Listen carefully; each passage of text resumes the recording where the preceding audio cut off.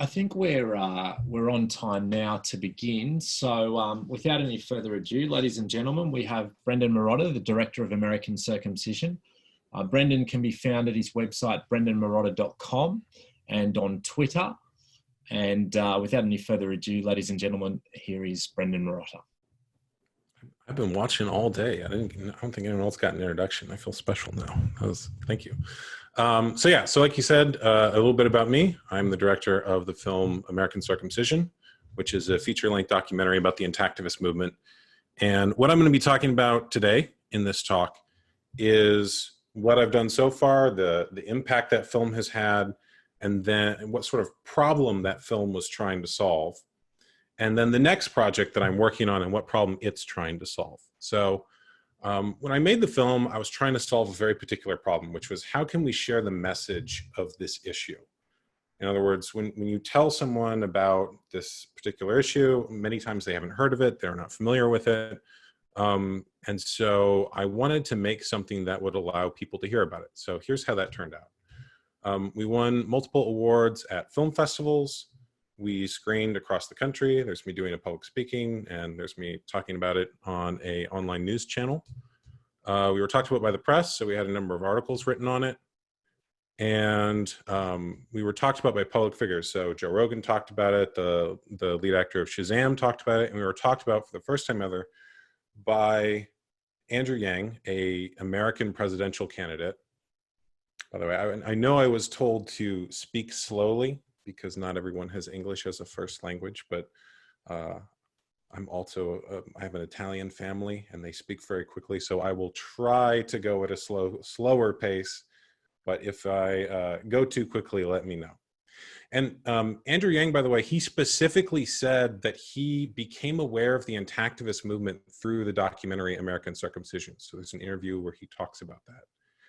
And then we were also distributed on major platforms. So these are all the places that the film is available, including Amazon and of course Netflix. And we were on Netflix when we were on there, we trended.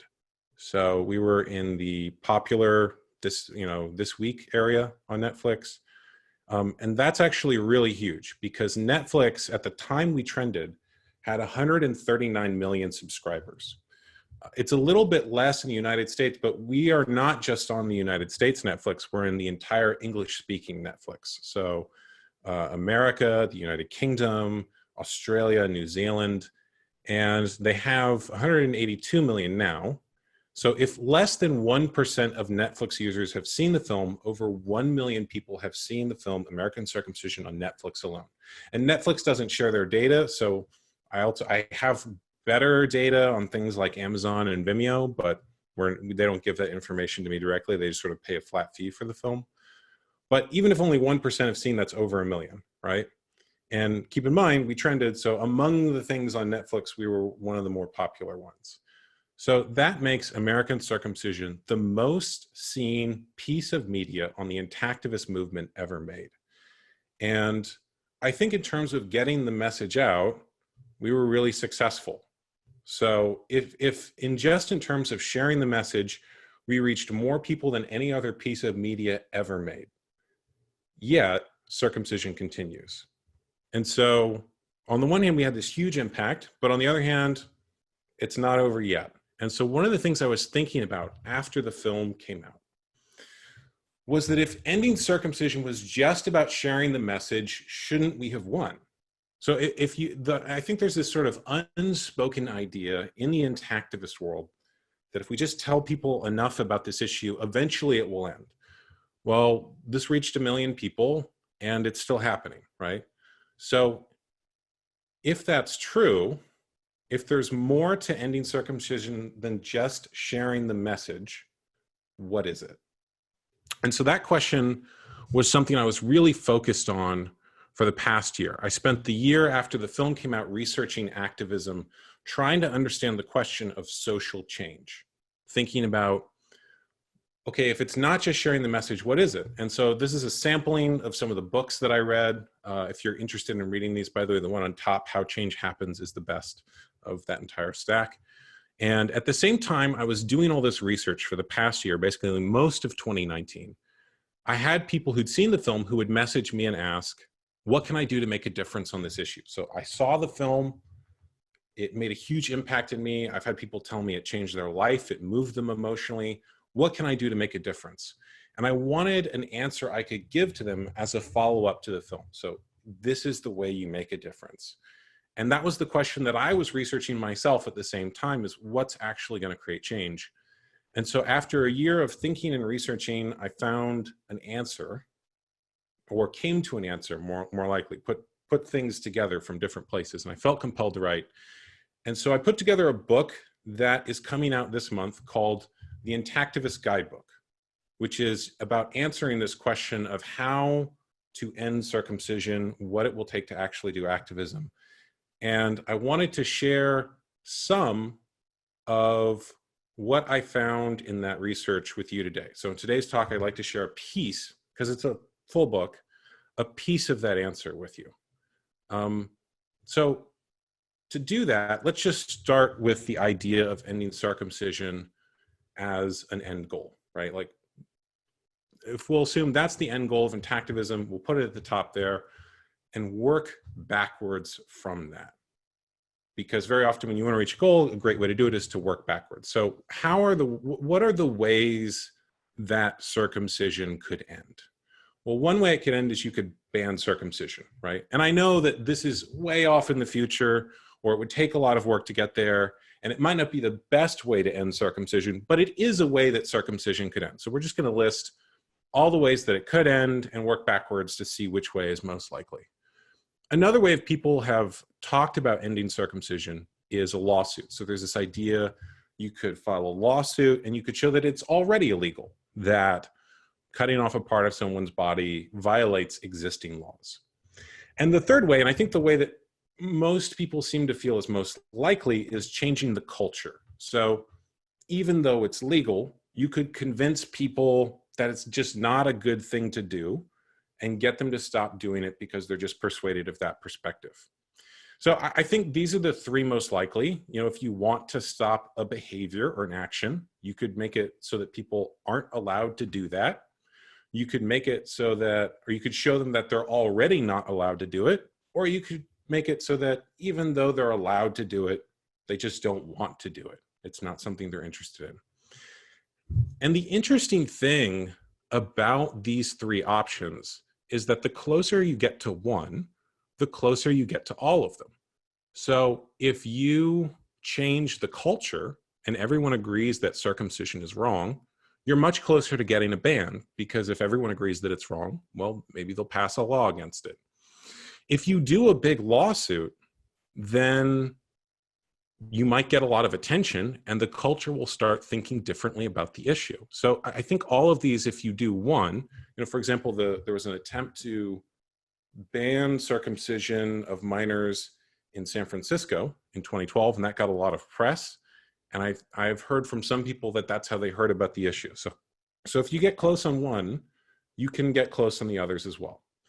And I recognize that these aren't the only ways it could end. So I'm going to just put a fourth mystery option, dark horse option, something that we haven't thought of yet. So I recognize that those are the three most common ones I've heard about, but there's others. There's the idea that you could get doctors to stop performing circumcisions.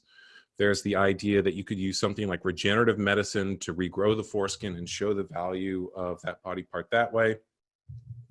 And there may just be something I haven't thought of. So I'm going to include that there as just like an unknown option, something we haven't thought of.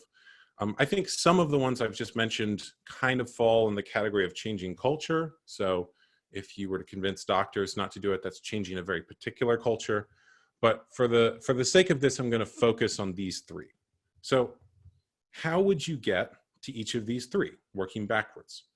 Well, if you did a lawsuit, what would that take? Well, you need a lawyer, and you need a really good lawyer, and you'd need a lot of money, because what I've heard from lawyers, particularly David Llewellyn, who's prosecuted on this before, is that if you sue a hospital, then medical insurance will pay for the lawyers, and they will pay for the best lawyers.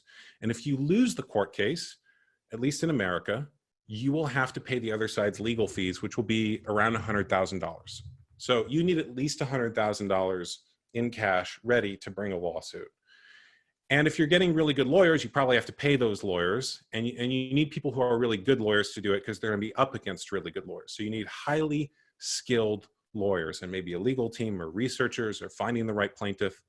So I'm going to summarize those two things as money and skills. Skills being people who are skilled in the law or have a particular skill set in the legal realm. So the next one, a ban. What would it take to do a ban? Well, you can't do a ban alone. You need a lot of people. You either need a lot of voters or you need politicians who are willing to vote for your law. And politicians generally only vote for things that they think their constituents will support. So they don't want to do something that's unpopular. They don't want to go against the people who are voting for them. So you're going to need a lot of people, a lot of voters either way. To run a political campaign, you need a lot of money, at least again in America. So you will need to have the money to bring a ban, to bring a large political campaign, and you're going to need people who are skilled in bringing that campaign. You're going to need people who are lobbyists, who have run political campaigns before, who are organizers, and who understand the skill of politics. So again, I'm going to summarize those three as people, money, and skills. It's a different skill set.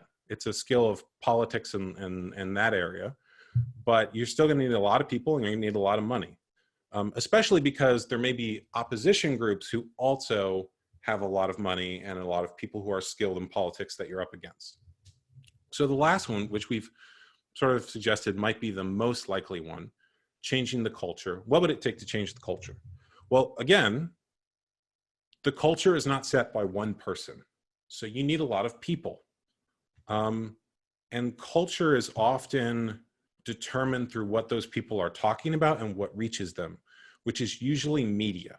So you'd probably need to produce a lot of media to reach people in the culture or create something that gets everyone talking about your issue or this particular thing.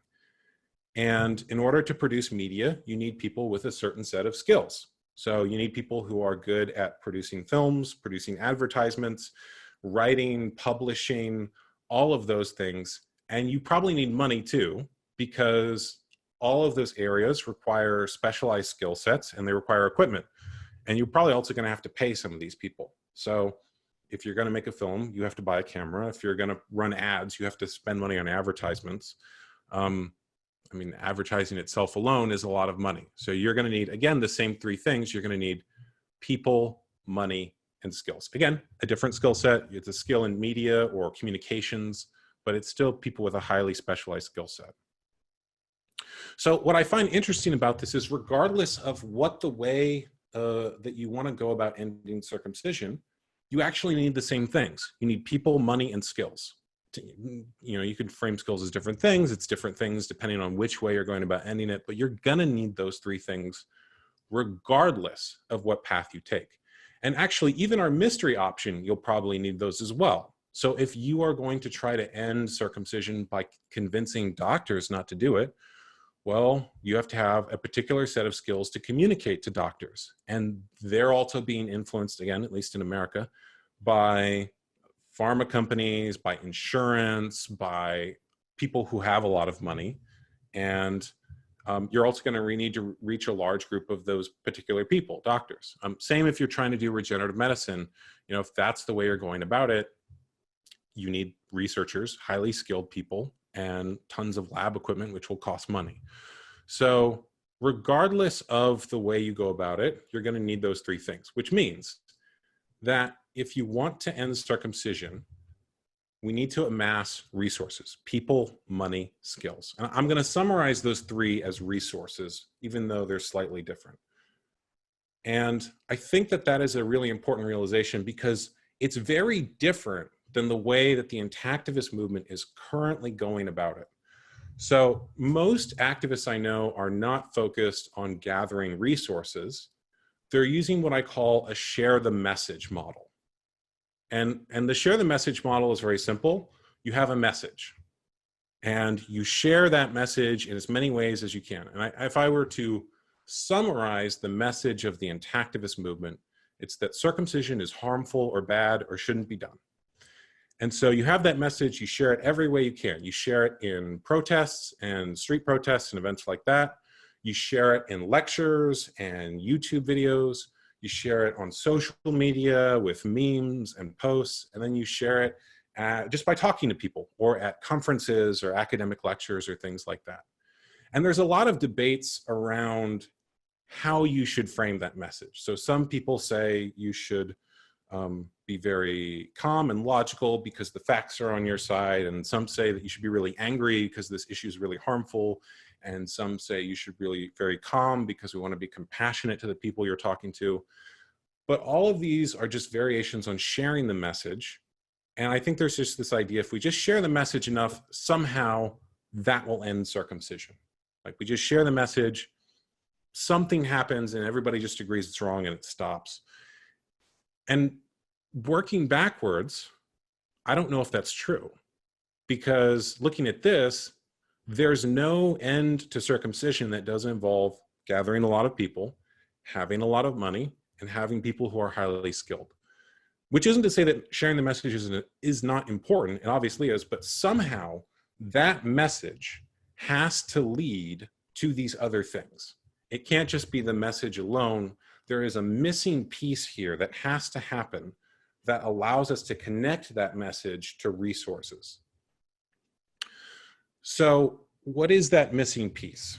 To illustrate what I think is missing here, I'm going to just use an example that I've seen a lot at Intactivist events, which is you have an activist, maybe they're at a protest or a conference or an event, and someone comes up to them and says, hey man, I really agree with what you guys are doing. I'm so glad you're out here protesting this. I'm so glad you're saying something about it. I really agree with you. I've seen this happen at many Intactivist events, and everybody always cheers when it happens. They're really excited, like, thank you. I'm so glad you agree with us. And then what happens? Well, if you're using the share the message model, then you did it. You convinced that person circumcision was wrong, and they leave. And you never see them again. And they never contribute resources. They never volunteer. They never use their skills. They never give money.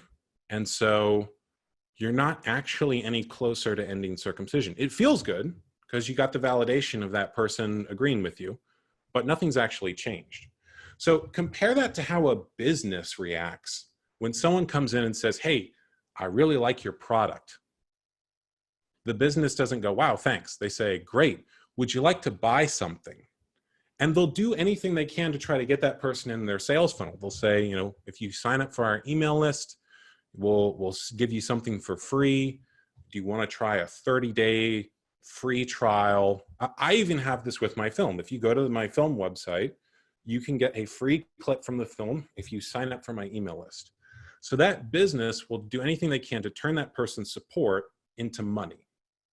So that person likes what they have, great, let me sell you something. And in activism, we don't just need money, we need people, money, and skills. So we actually need way more than a business does and have to be 3 times the salesman that a regular business would be.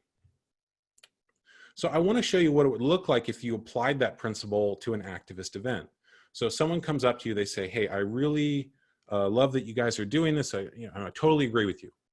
If you were running this like a business, you'd say, great. We do a lot of events like this around the year.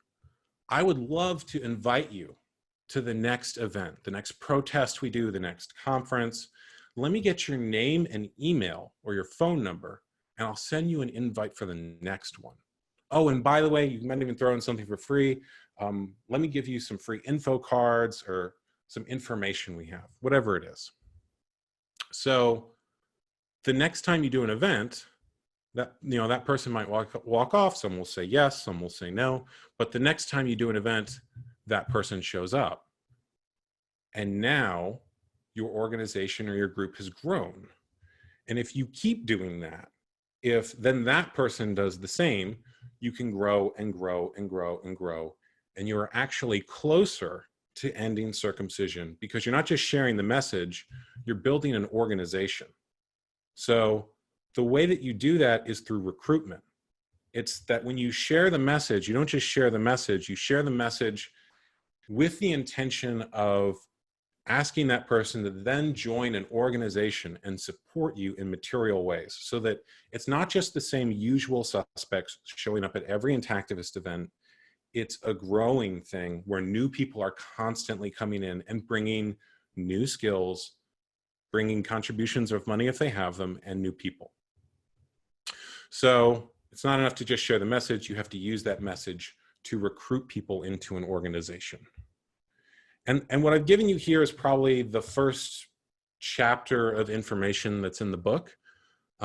We go into detail of a lot of other things in the book. We talk about how it is you recruit people. We talk about, different types of framing of the messaging, who you target with the message, how to scale that message through media, what it means to have people contribute their skills. We talk about, I don't know if you've noticed, but in activist movements, there's very often a lot of drama between people, even though they're all working towards the same goal. And we talk about why that is and how you can build bridges and form allies.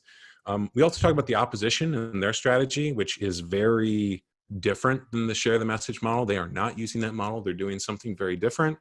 And we talk about culture and how to further your position till you're close to that ending of circumcision. So I'm going to open up to questions now. I hope that was useful to you all. Thanks for listening.